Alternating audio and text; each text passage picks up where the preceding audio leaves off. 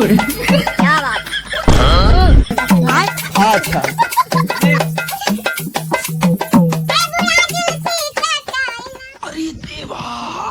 अरे सर लगता है लाश ही कोई आसपास है। अच्छा चेक करो। साइड आप हो देखिए मार हो जाएगा। सर लोकेशन यहीं का दिख रहा है।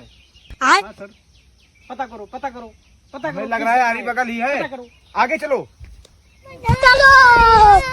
अरे कहीं दिखा रहा है सर लोकेशन। ये गड़बड़ है बाबा।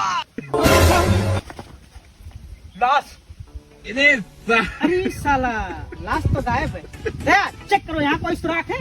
ओके सर, चेक कर रहे हैं। सर ये सुराग मारो हमको मारो हमको। कहाँ सुराख? ये है सुराग ये। अरे सर एक लड़का मिला हुआ है। कहाँ है? क्या बात? हे लड़के, तूने यहाँ मर्डर होते हुए देखा है? ये हाँ सर, मैंने नहीं आंखों से देखा है। ये गड़बड़ है बाबा। दया समझे कुछ? सर वहाँ पे गजोधर नाम के व्यक्ति का मर्डर हुआ था। उसका कुछ जमीनी विवाद था। उसके बाल बच्चे नहीं थे, इसलिए उसके पड़ोसी ने उसको मार दिया। अरे ये मैटर है। दया समझे कुछ? ये नहीं सर नहीं, हम देखे ना है। ये तो आन्हा नायका कैसे दिखाए। चलो सर।